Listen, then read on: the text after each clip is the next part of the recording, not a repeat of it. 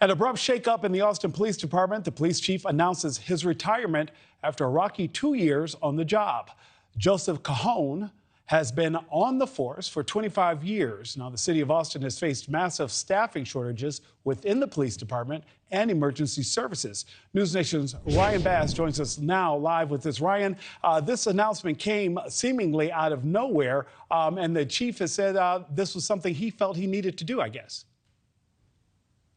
Yeah, Nick, it was pretty abrupt, but it really shouldn't come as a surprise for Chief Chacon in terms of announcing his retirement, especially as the Austin Police Department has dealt with staffing shortages, budget cuts in recent years, and squabbles with the city council and the mayor. Now, he served as the chief over the last 2 years during a really, really turbulent time, not just within the department, but you're talking about within the city and nationwide when it comes to the view of policing. Now, this was the message that was posted by the chief in terms of announcing his retirement, and he said that he will leave his post next month with a heavy heart after 25 years with the Austin Police Department. He was visibly emotional when talking about his decision to take a step back.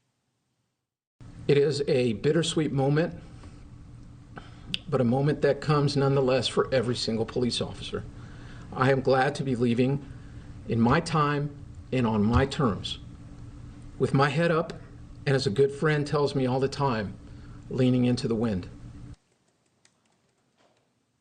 Now, Chacon was elevated to chief following the social justice protests of May of 2020, struggled to keep the department intact. The city council slashed about $150 million from the department's budget in 2020, which ended up being restored a year later, but the damage was already done because officers departed the force in droves. 911 call center wait times have been an issue as well, as poor workplace surveys that question the department's leadership, which was uncovered during an investigation by our Austin affiliate. And then there's the issue of rising crime rates within the city. From 2020 to this year, take a look. Austin has seen a spike in murder rates and aggravated assault, both up 20%, and an even bigger increase in auto theft. That is according to department data. Now, we reached out to Thomas Villarreal. He's the president of the Austin Police Association. We have not yet heard back from him in terms of our request to interview him, but he did tell Fox News that the department is struggling right now to fill open positions. He says they have less than 1,500 on staff, when a department this size should have, Nick, around 2,000 folks on staff. The chief of staff, by the way, Robin Henderson,